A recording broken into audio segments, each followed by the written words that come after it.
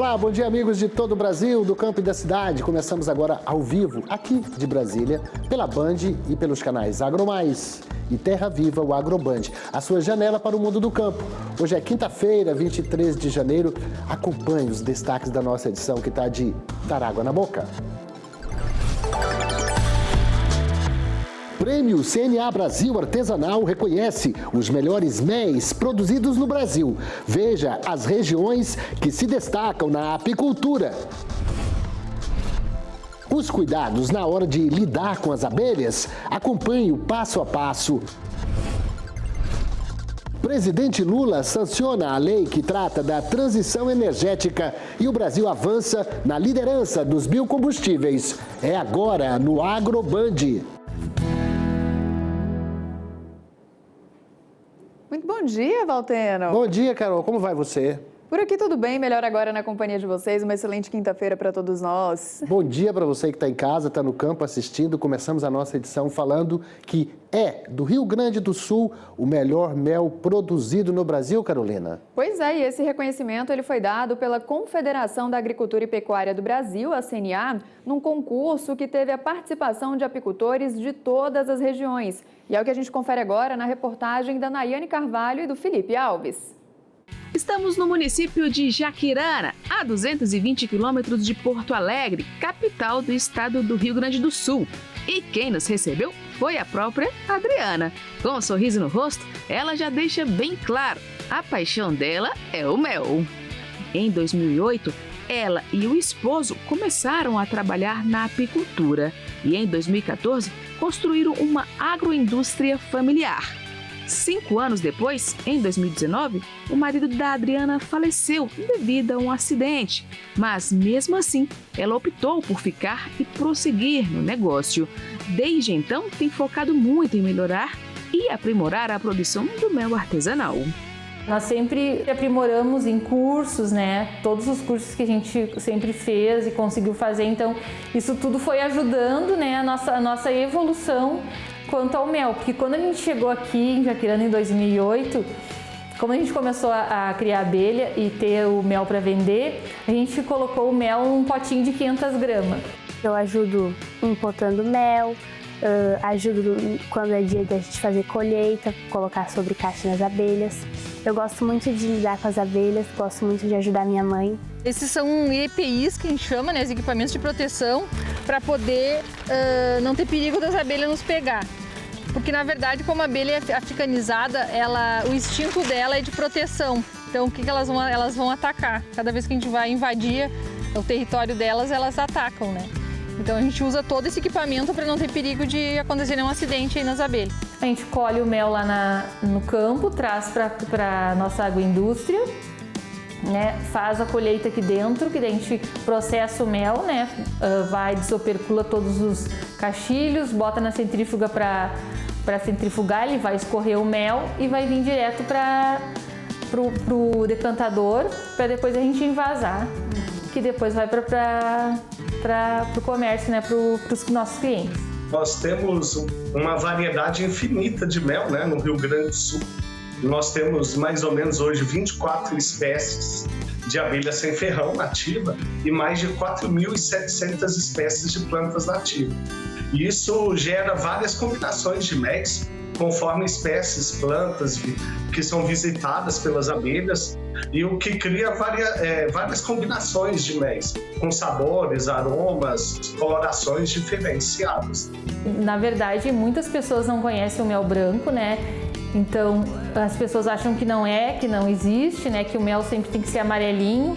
E nas feiras que eu participo, que eu gosto muito de participar em feiras, e nas feiras que eu participo as pessoas não conhecem mesmo o mel branco, acham que não é mel. E assim foi esse resultado para nós foi muito bom, porque divulgou muito esse nosso mel, que é típico aqui da nossa região, e tem um sabor suave, é diferente dos demais mesmo.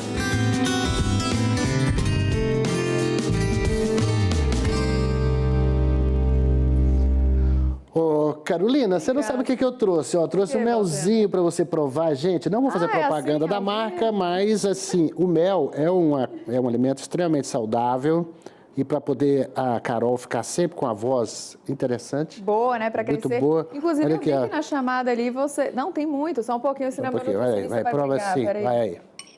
E o que você acha? Muito bom, né? Muito bom. Posso provar também? Pode. Deixa eu falar. Quanto que o Brasil produz de mel? É isso que a gente vai mostrar agora, viu, Valteno? Olha só. Nós preparamos um gráfico para mostrar a produção brasileira. E segundo o IBGE, olha só, em 2023 o Brasil produziu 64 mil toneladas. Desse total, 28 mil toneladas foram exportadas. E os estados que mais produzem mel no Brasil são Rio Grande do Sul, com mais de 9 mil toneladas, seguido de perto pelo Piauí e Paraná. Logo em seguida, para completar essa lista, temos também Minas Gerais e Ceará, com muitas toneladas aqui. Olha, Minas Gerais, mais de 6 mil toneladas e Ceará, mais de 5 mil toneladas, Valteno. Muito bem. Parece ser bem engasgadinha, coisa mesmo? Pois é. Não, tá certo?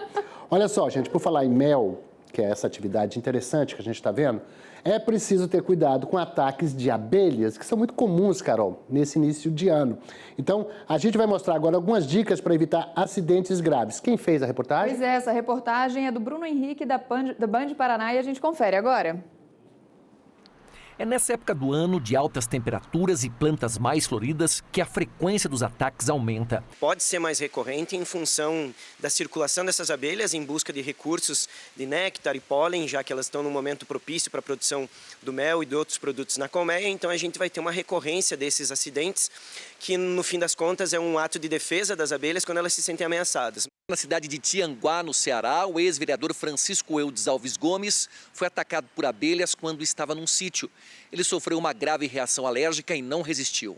Vídeos gravados em Duque de Caxias, no Rio de Janeiro, mostram um enxame invadindo uma loja e um cartório. Um homem precisou de atendimento médico. Nesta outra imagem, feita em São Luís, no Maranhão, 4 trabalhadores de uma empresa de segurança também são atacados por abelhas. Se vê que tem uma movimentação de abelhas num determinado local, manter distância. Se está vendo que elas estão, de algum modo, se aproximando das pessoas que estão circulando naquela região e que está oferecendo um risco para a população que está circulando ali, se é uma área de grande circulação, informar o Corpo de Bombeiros para que possa fazer o isolamento dessas áreas, se forem áreas públicas, né? Se não está oferecendo um risco direto para a população, chama um apicultor para que ele possa fazer a remoção daquele enxame. E algumas outras recomendações, que você saia desse local ou que você afaste a pessoa que foi atacada para que ela não sofra mais picadas ali, né, dos insetos. E você pode também, no caso das abelhas, pois o ferrão delas continua na nossa pele ali, com uma bolsa de veneno que continua inoculando esse veneno na pessoa. Então é importante que você não tente retirar com a mão ou com uma pinça, pois isso faz com que inocule mais veneno desse inseto no corpo da pessoa. Excelentes dicas, né? Muito boas essas dicas, gente. Olha só, agora são 8 horas e 8 minutos. Pois é, e na volta você vai ver que o oeste da Bahia assumiu a liderança como o maior polo de agricultura irrigada do Brasil. É já já, não saia daí.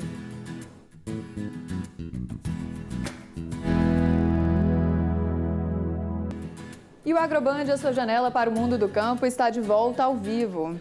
Carolina, o presidente Lula sancionou a lei que institui o programa de aceleração da transição energética, considerado o marco para o desenvolvimento sustentável do país. Quem tem as informações ao vivo para a gente agora é o nosso repórter Gustavo Schwab. Bom dia, Gustavo. Excelente quinta-feira para você, Valteno, Carol, a todos que acompanham o Agroband. Com essa sanção fica criado o Programa de Aceleração de Transição Energética, que vai permitir que empresas, municípios, estados e o Distrito Federal participem desse programa, mas também tenham acesso a recursos para desenvolvimento de energia verde, como bioquerosene de aviação, etanol, hidrogênio de baixo carbono e também atividades de captura e armazenamento de carbono. As empresas e os outros entes federativos que participarem também poderão utilizar essa participação como garantia para a renegociação de dívidas com a União. O vice-presidente Geraldo Alckmin, que participou dessa sanção, celebrou e disse que, inclusive, havia uma preocupação urgente sobre esse tema. Vamos ouvir. O Brasil saiu de uma visão negacionista na questão das mudanças climáticas para um compromisso não só com a nossa geração, mas com os nossos filhos, netos, netos dos nossos netos, a gente deixar o mundo melhor e com responsabilidade com a sociedade. Tá certo, Carol. O que vem agora? Pois é, agora a gente traz um resumo das principais notícias do agro no país com a equipe de jornalismo da Band. Agora é hora do nosso Giro Brasil.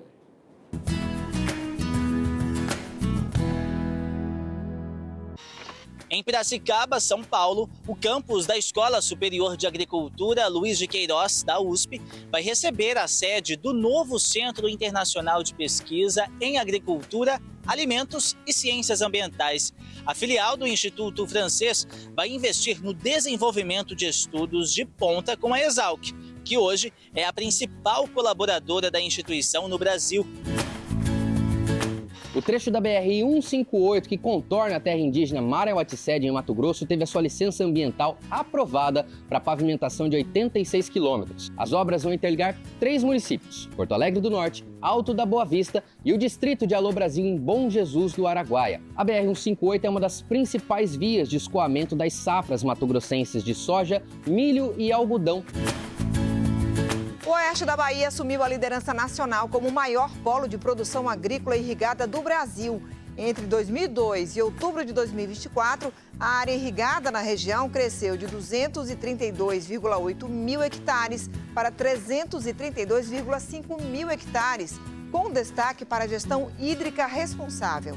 A região ultrapassou o noroeste de Minas Gerais, que liderava o uso de irrigação por pivôs centrais. Atualmente, o oeste baiano concentra 82% da área irrigada do estado, com destaque para os municípios de São Desidério e Barreiras. O AgroBand fica por aqui. Até amanhã às 8. Tchau. Tchau.